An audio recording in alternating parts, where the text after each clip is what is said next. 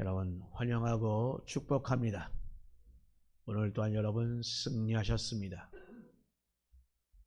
오늘 이 시간 함께하지 못한 우리 사랑하는 우리 하나님의 백성들 이 자리에 있지만 그들 위해서도 항상 기도하며 항상 주님께 함께 영광 돌리는 그러한 자리가 있기를 간절히 소망하며 기도하시기 바랍니다. 그러려면 우리가 무엇보다도 굳건한 믿음이 우리 가운데 있어야 합니다. 그러려면 우리는 어린아이 같은 그러한 신앙, 믿음이 아니라 초보적인 그러한 신앙이 아니라 성숙되어지는 그 신앙으로 우리는 성장돼야 합니다. 자, 여러분, 이 중에서 바둑을 좋아하시는 분이 있는지 모르겠습니다만 저도 가끔 바둑을 두다 보면 그리고 가끔 기원에 가서 기웃거리다 보면 이 바둑 기사들은 바둑을 둔 후에 그 자리에서 바로 일어나지 않습니다. 다시금 복기라는 것을 합니다. 보통 이것은 진 쪽에서 복기를 하는데 이것은 자기 자신이 잘못 판단한 그런 부분을 다시금 두면서 이렇게 두면 훨씬 좋았을 것이다 라고, 이렇게 두면 어땠을까 라고 하면서 나름대로 복기를 하는 것입니다. 이렇게 복기를 해야 바둑 실력이 성장한다 라고 하는 것입니다. 사랑하는 성도 여러분, 우리 또한 우리의 신앙생활 가운데서 우리 믿음이 자라야 하는데 우리가 이 믿음이 자라기 위해서는 과연 내가 잘 살고 있는가? 내가 사는 모습이 과연 그리스도인다운 그런 모습인가 하면서 내가 사는 그 모습을 우리는 한번 돌아봐야 합니다. 그리고 우리가 고칠 것은 고치고 또한 회개할 것은 회개함으로 그래서 믿음이 자라가는 것입니다. 자, 우리 모두는 주님의 은혜로 다 구원을 받았습니다. 은혜로 구원받았다라고 하는 것이 무엇입니까? 그것은 그 모습 그대로 그 죄인된 그 상태에서 구원받았다라는 말인 것입니다. 이기적으로 살던 그런 상태에서, 그다음 불의와 불법에서 살던 그런 모습 가운데서, 그러나 여전히 죄를 짓고 악을 행하던 그런 상태에서 바로 이렇게 구원받은 것, 이것이 바로 은혜인 것입니다. 내가 선한 일을 하고 경건하게 살고 진실하게 살아서 그 행실로 귀하게 보심으로 구원해 주신 것이 결코 아닙니다. 저는 지난주에 동사무소를 만나서 동정하고 그 다음에 보장협의체 위원장하고 또 그 회원들하고 같이 만남을 가졌습니다. 처음 제가 가서 만남을 가졌는데 참으로 부끄러웠습니다. 나는 교인이라고 하면서 성도라고 하면서 또 목사라고 하면서 저들보다도 정말 진실되게 그리고 정말 남을 위하여 헌신하여 살았는가 돌이켜보게 되었습니다. 지금 이 세상 사람도 정말 남을 위하여 헌신하고 봉사하고 섬기고 나누는 일들이 우리보다 더 많이 하는 것을 보게 됩니다. 참으로 부끄러웠습니다. 그러나 그 가운데서 또한 저는 소망을 갖습니다. 그들에게는 하나님이 계시지 않았습니다. 그들에게는 구원의 은혜가 임하지 않았습니다. 여러분, 비록 나는 죄인이고 보잘것없지만 우리 하나님께서 아무런 값도 없이 우리를 구원의 은혜를 우리에게 부어주셨습니다. 자, 여러분, 그러면 우리가 하나님의 은혜를 구원받았다면 우리는 과연 어떻게 해야 하겠습니까?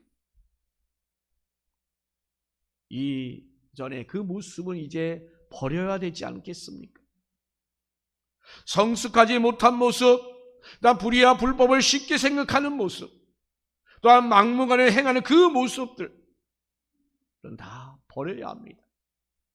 여러분, 예수 믿고 은혜 받기 전에 그 여러분 모습과 여러분 그 이후의 모습은 완전히 달라져야 합니다.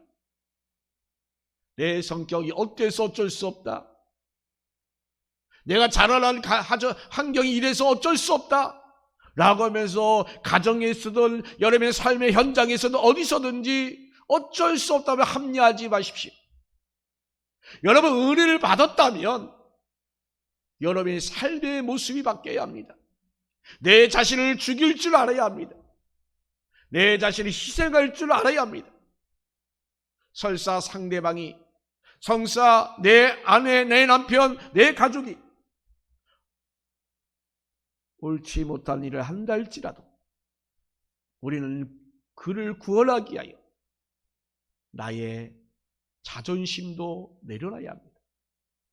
나의 삶의 태도도 구원을 위한 것이라면 다 내려놓는 저와 여러분이 되시기를 바랍니다. 이것이 바로 그리스도인다운 모습인 것입니다. 여러분, 부모가 자녀에게 기대하는 것이 있지요. 키도 잘 자랐으면 좋겠고, 또한 자라가면서 정말 똑똑했으면 좋겠고, 또한 사회에서도 인정받고 자기 역할을 잘해서 정말 듬직한 그런 자녀가 되기를 어느 누구도 바라지 않는 부모는 없을 것입니다. 마찬가지입니다. 우리 주님께서 우리에게도 지금 이렇게 기대하고 계십니다. 그런데도 아직도 여전히 어린아이같이 때만 쓰고 자신을 돌봐주기를 바라고 어린이 신앙에서 아직도 벗어나지 못하였다면 주님께서는 아마도 마음이 많이 아프실 것입니다. 주님께서 마음 아파하는 두 부류가 있습니다. 먼저 하나는 아직도 세상에 있는 사람들을 말합니다. 아직도 주님의 사랑을 깨닫고 하나님의 영접을 구원받아야 하는 그런 심령인데도 불구하고 아직도 구원받지 못한 그런 사람들이 있습니다. 또한 우상에 빠져서 다른 종교의 심취해 있는 그런 사람들이 있습니다. 우리 주님께서는 이들 또한 우리처럼 하나님의 사랑을 깨닫고 구원받기를 원하십니다. 또 하나는 하나님의 은혜로 말미암아 구원받았습니다만 교회를 나오긴 나옵니다만 그러나 교회에 나오기 이전이나 후가 변함이 없는 그러한 사람을 아파하시지 않을까? 언행도 그렇습니다. 사는 모습도 달라진 게 없습니다. 이런 성도를 보면 우리 하나님께서 정말 마음이 아파하십니다. 여러분, 우리는 이 어린이 신앙에서 성장해야 합니다. 늘 돌봐달라고 투정하는 그런 수준에서 이제는 내가 다른 사람을 살피고 듣고 넘어진 그 성도를 일으켜 세우시고 섬기는 성도로 세워가야 될 줄로 믿습니다. 오늘 여러분에게 이 믿음의 성장을 위한 몇 가지를 말씀드리고자 합니다. 이 말씀을 듣고 여러분의 그 믿음이 온전히 잘 자라시기를 간절히 축복합니다. 첫 번째로 여러분, 성경을 읽어야 믿음이 자랍니다. 여러분, 성경을 왜 읽습니까? 그것부터 우리는 알아야 돼요. 성경 지식을 알기 위해서 우리가 읽는 것이 아니라 하나님께 영광을 돌리기 위해서 우리가 읽는 겁니다. 하나님의 자녀된 그런 삶으로 살아가기 위하여 우리가 성경을 읽는 것입니다. 그러기 위해서는 이 성경은 우리에게 필수적입니다. 즉 우리 사람은 누구나 다 밥을 먹어야 삽니다. 밥을 먹지 않으면 다른 것을 아무리 잘한다 할지라도 또 운동을 아무리 잘한다 할지라도 결코 건강하지 못합니다. 그만큼 이 밥이란 건강을 위한 기본 중의 기본입니다. 성도에게 있어서 말씀은 바로 이렇게 양식입니다. 성도에게서 양식은 세 가지입니다. 먼저 하나는 하나님의 말씀입니다. 이 말씀은 이미 기록된 양식으로, 그것은 곧 성경을 말합니다. 우리는 이 성경을 정해진 나름대로 분량만큼 우리는 그래서 항상 우리는 먹어야 합니다. 그래서 우리 교회 성도들 매일같이 묵상하고, 또 매일 아침 7시마다 또한 카톡을 청년부에서 보내서 여러분 또한 묵상하고, 또 나름대로 여러분 성경 필서를 해서 또 나름대로 묵상하고, 이렇게 계속 우리는 항상 먹어야 합니다.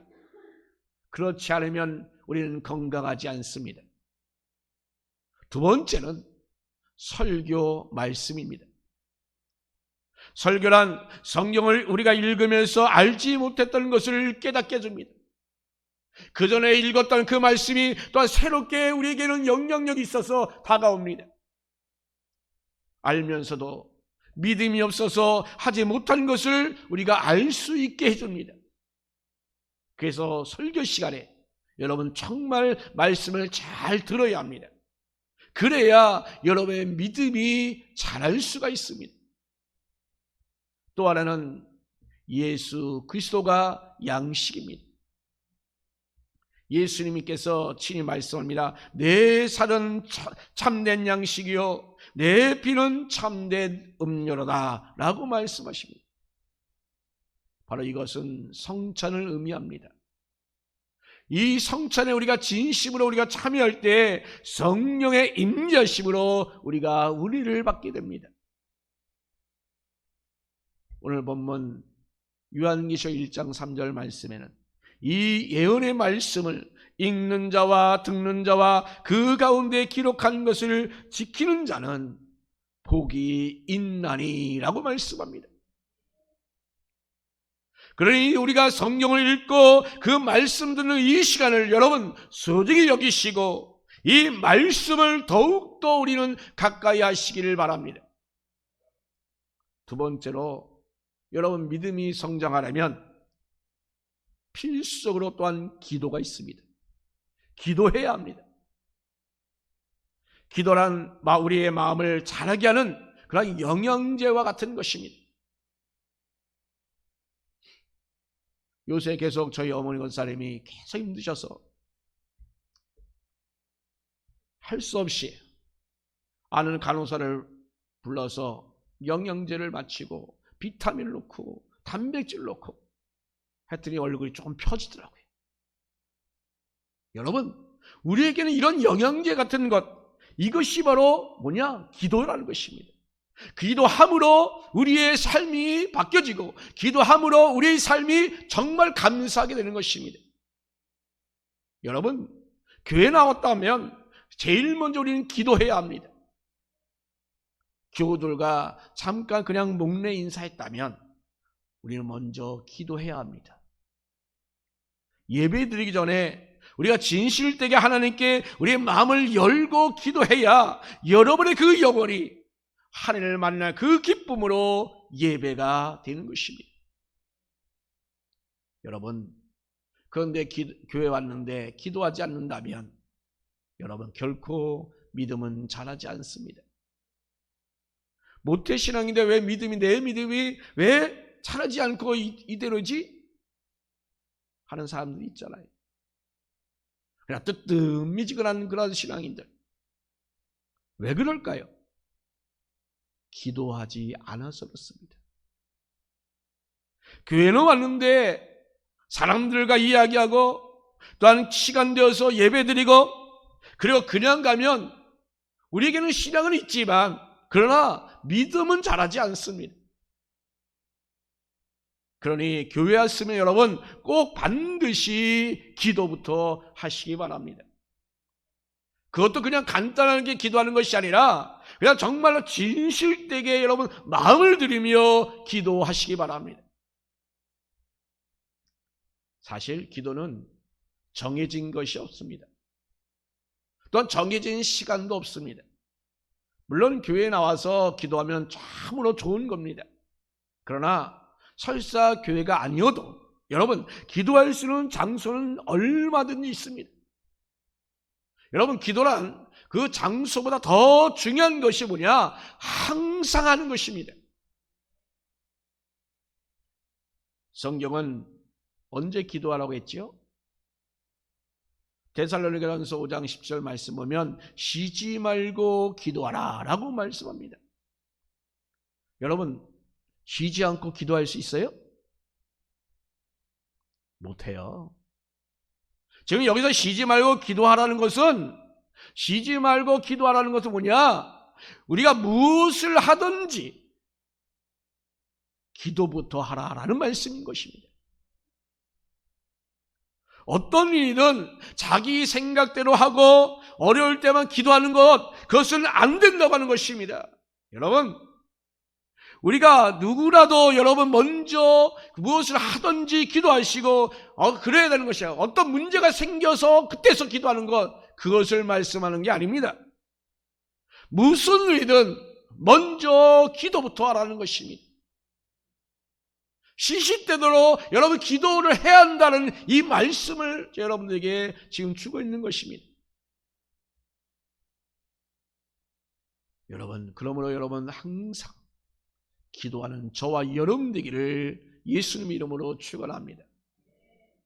또한 세 번째로 믿음의 성장은 순종함으로 완성됩니다.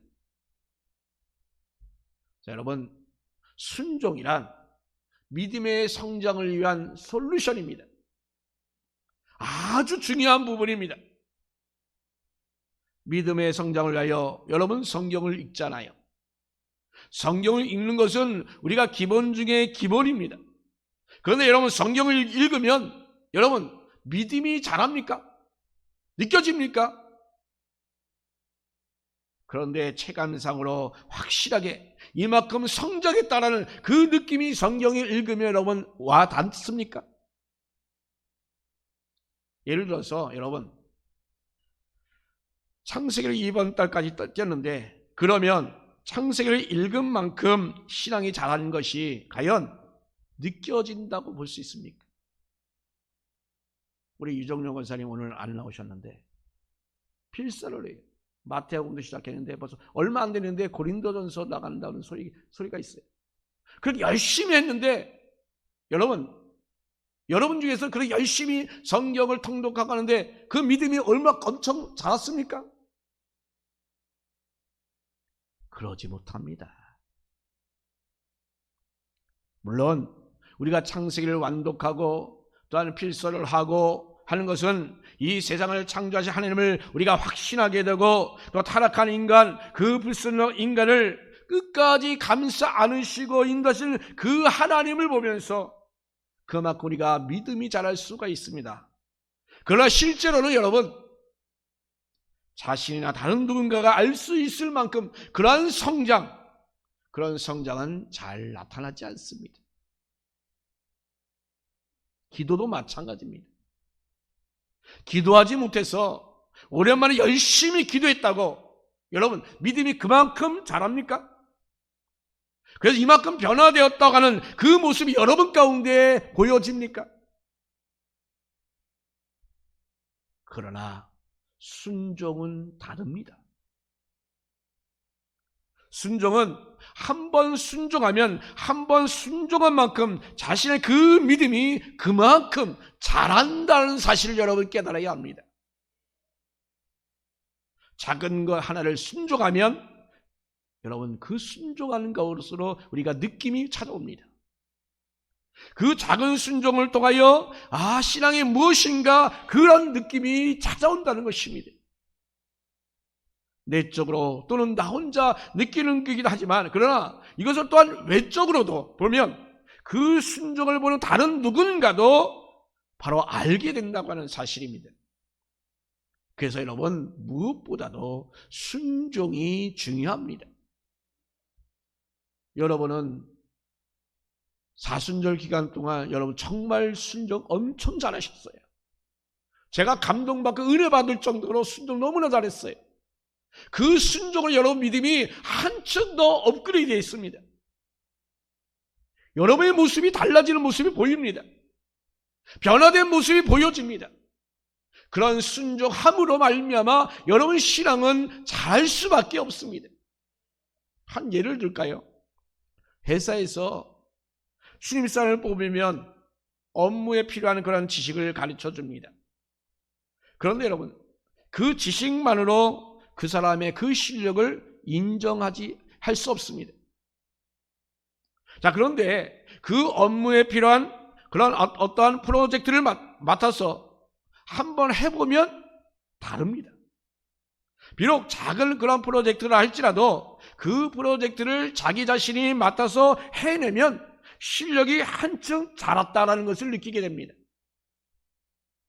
그것은 자신만 느낀 것이 아니라 바로 그것을 본 모든 사람들이 다 알고 또한 인정해 줍니다. 바로 순종이 이와 같은 것입니다.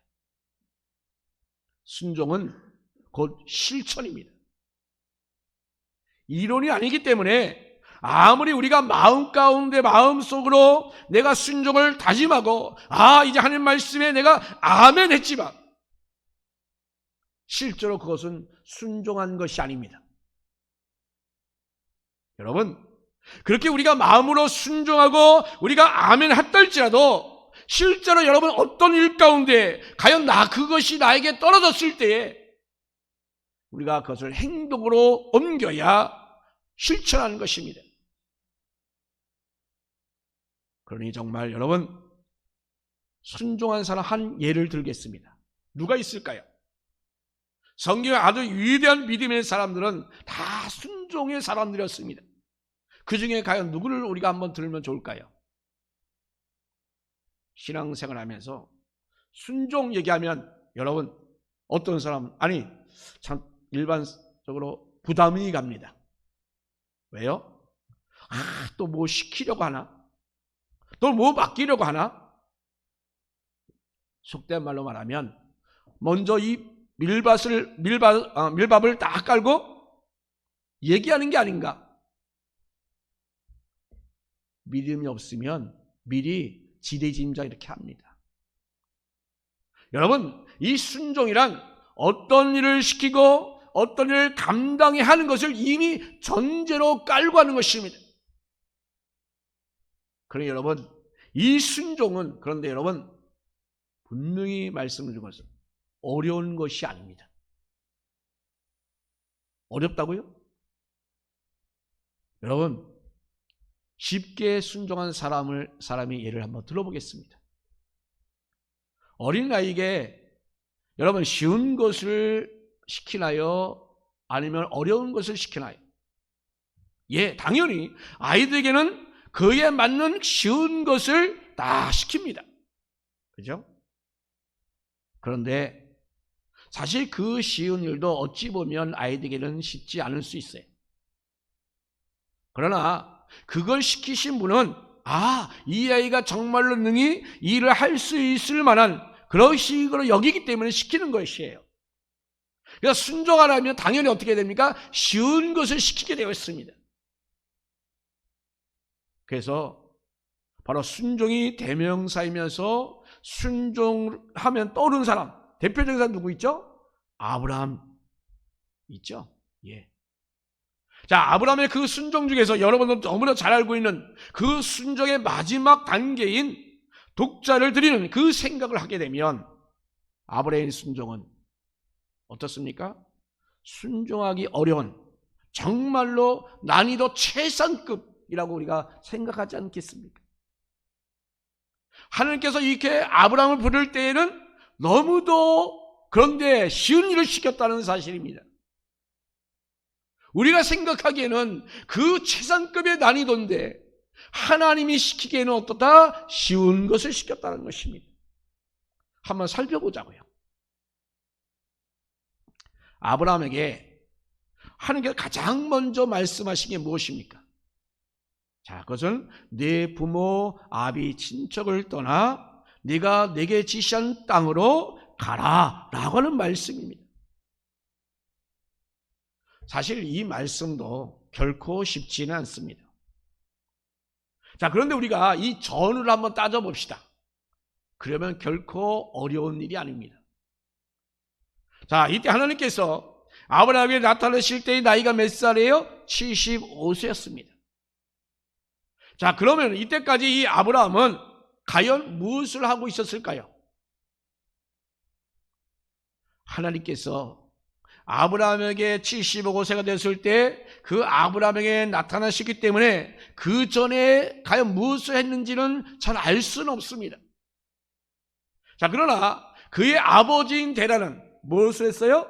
그때까지 우상이라는 장사를 했습니다. 따라서 아브라함은 아버지가 우상 장사하는 것을 도왔고 함께 일하고 있을 그런 가능성, 개연성이 아주 컸습니다. 자, 그러면 그걸 어떻게 할까요? 왜냐하면 지금 아브라함이 주인공입니다. 그럼 아브라함이 주인공이면 아브라함에 대해 조명해서 아브라함에 대한 이야기를 해야 되잖아요. 근데 지금 아브라함이 주인공인데 누구 얘기합니까? 아브라함이 이야기하는 것이 아니라 바로 아브라함에 대한 이야기는 단 1도 없습니다. 그 대신에 아버지의 직업을 지금 이야기하고 있다는 것입니다. 아브라함은 이것을 볼 때 별로 할 일이 없었다는 것입니다. 그저 아버지의 일을 돕는 그런 정도에 불과했다라고 우리가 볼 수 있습니다. 자, 그런 아브라함에게 지금 하나님께서 지금 나타나셔서 말씀합니다. 너 지금 하는 거 있니? 묻습니다. 그죠? 아니요, 나는 지금 하고 내가 아버지를 지금 일 돕고 있는데요. 나중에 내가 그걸 이어받을 건데요. 아니, 지금 내 일이 아니지 않냐 그건. 그리고 그 일이 계속 잘 된다는 보장이 있냐? 너에게까지 그것을 이어준다는 그 보장이 있느냐? 그리고 너에게 준다는 그런 보장이 있느냐? 지금 이렇게 지금 하나님은 묻는 거예요. 그리고 네 자식은 어떻게 할 건데? 내 나이가 지금 75세인데 자식이 없잖아. 그러니 내가 그 문제 다 해결해 줄게. 내가 자식은 낳게 해줄게. 땅도 줄게. 그리고 내가 가라는 곳으로 가. 그러면 이 모든 것을 다 내가 해결해 줄게. 지금 이렇게 하나님이 말씀하고 있는 거예요. 이 말을 들은 아브라함이 어떻게 생각했을까요? 믿져야 본전 아닙니까, 여러분? 그죠? 지금 아브라함 형태는 아무것도 제대로 하는 게 없는 그런 상태, 자식도 없고 그런데 지금 하나님 말씀하셨으니까 따라가면 믿져야 본전이에요. 설사 안 된다 할지라도 자식 없는 거 그대로고 직업 없는 것도 그대로고, 그죠? 예, 믿져야 본전이에요. 그렇게 말씀하시는 분은 그런데 누구냐면 그 조상 때부터 이미 알려진 바로 그 유명한 여호와 하나님이라는 사실을 그는 알았습니다. 그래서 그분이 자기 자신에게 지금 나타내셔서 그렇게 확신 있게 지금 말씀하시는데 과연 누가 안 따라가겠습니까?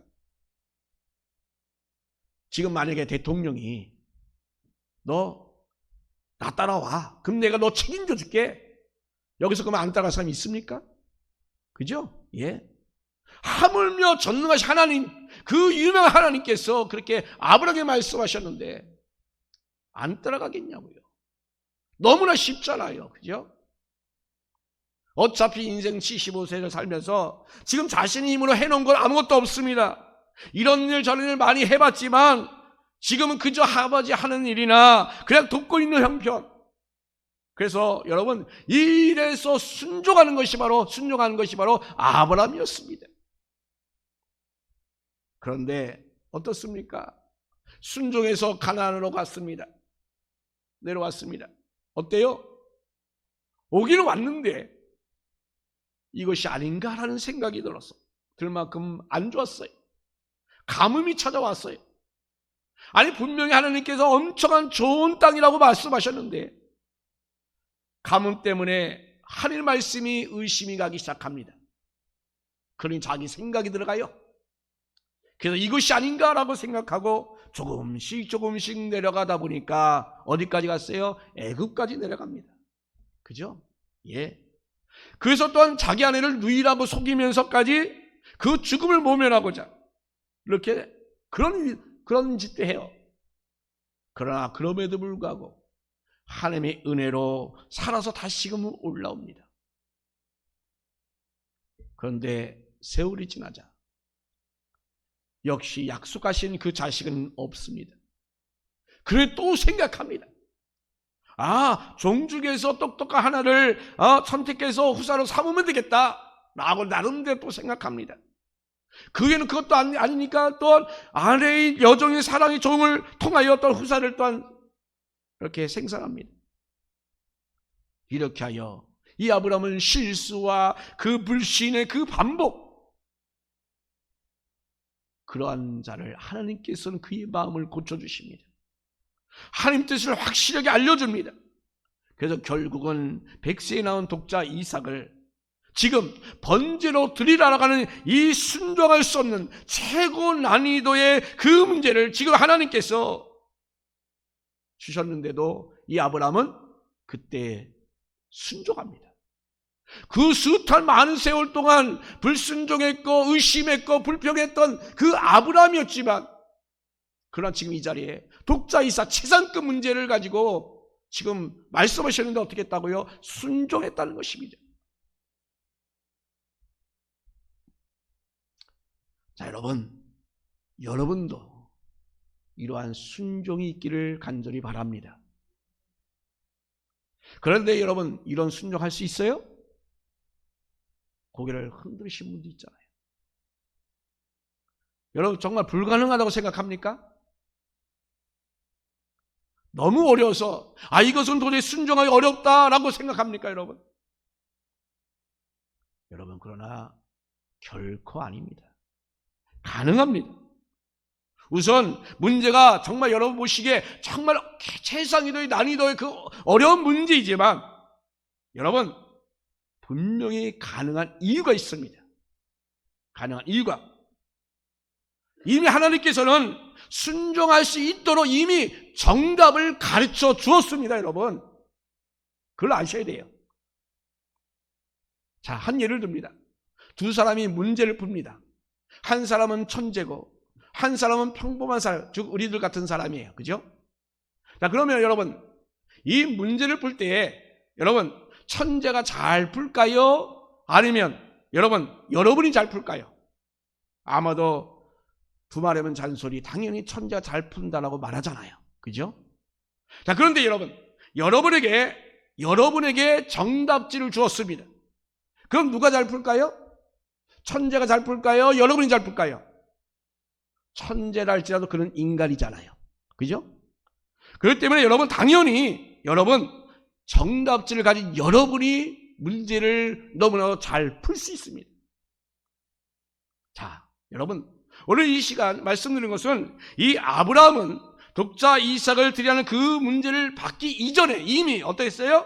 하나님으로부터 그 문제에 대한 순종할 수 있도록 무려 25년 동안이나 훈련을 잘 받았습니다. 그 25년 동안 훈련 받는 중에 이 문제에 대한 그 정답이 이미 있었습니다. 자, 아브라함이 사라의 여종을 통하여 사고를 치자 다시금 말씀합니다. 그 정답을 다시금 말씀해요. 창세기 21장 2절 말씀 하나님께서 지금 아브라함에게 뭐라 해요? 이삭에게서 나는 자라야 바로 내 씨라 부를 것이라 라고 말씀하잖아요. 자, 이미 정답을 그전에도 주셨지만 또 다시금 그 정답을 확인시켜 줍니다. 내 이삭에게서 난 씨라야, 이삭에게서 난 씨라야 바로 네 씨라고 부를 것이라 했어요. 다른 사람을 위하여 아무리 많은 후손을 낳는다 할지라도 그들은 아브라함의 씨로 인정하지 않겠다라고 하는 것입니다. 그렇게 말씀하신 하나님께서 독자 이삭을 드렸습니다. 독자 이삭을 지금 드리라고 하는 것입니다.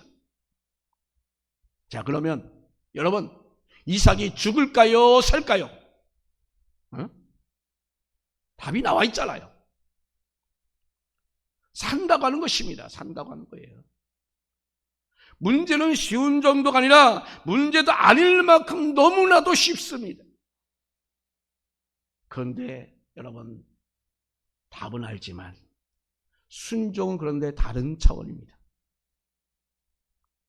독자 이삭을 번제로 드리라는 그 문제라서 고난이도입니다. 그런데 문제는 쉽습니다. 정답을 미리 알려주셔서 답을 쓰는 것은 너무나도 쉽습니다. 그죠? 그런데 정답은 이미 우리가 다 알고는 있지만 정말 순종이 어렵잖아요. 그죠? 예. 이게 이 문제의 난이도입니다.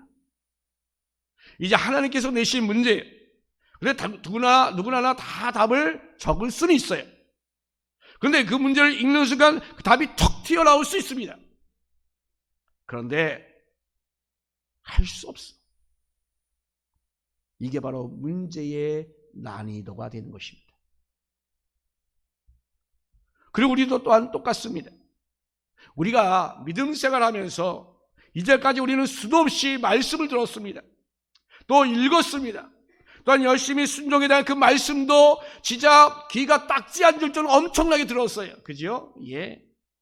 그래서 어떤 말씀을 들으면 바로 이해가 갑니다. 본문, 어떤 분은 본문만 봐도 오늘 무슨 말씀 하실 거야? 다 알잖아요. 제목만 봐도 다 알잖아요. 그죠? 여러분, 그래서 우리는 어떤 말씀을 들으면 이해가 빨리 옵니다. 또한 깨달아지기도 합니다. 답은 바로 이거다 라고 또 우리 말할 수도 있습니다. 그러면 여러분, 그 말씀에 순종합니까? 그런데 순종은 잘 되지 않아요. 바로 그것이 순종의 특징입니다. 문제는 쉬운데 순종하기는 어렵습니다. 하지만 여러분, 순종하면 급이 달라집니다. 순종하면 여러분 믿음의 수준이 달라집니다. 자, 여러분, 운전을 책으로 배운 사람하고 학원에서 배운 사람, 그리고 운전 연습을 한 사람, 직접 운전을 해본 사람, 여러분 과연 꼭 한 차를 타라고 하면 어떤 차를 타겠습니까? 그래도 한 번이라도 운전대를 잡고 시내를 한 바퀴 운전해 본 사람, 그 사람의 차를 타지 않겠습니까? 그만큼 이 순종이란 믿음을 갖게 하는 것입니다. 하나님께서는 그래서 이 순종하는 사람을 아주 귀하게 보십니다. 사랑하는 성도 여러분, 여러분의 그 믿음이 자라가기를 간절히 바랍니다. 여러분 믿음이 자라려면 여러분 말씀을 보아야 합니다. 그리고 항상 여러분 기도해야 합니다. 그리고 또 이 말씀과 기도를 통하여 깨달은 것을 여러분 지켜 행하여 되는 것입니다. 여러분 순종함으로 단단한 그 믿음의 사람 되기를 예수님의 이름으로 축원합니다.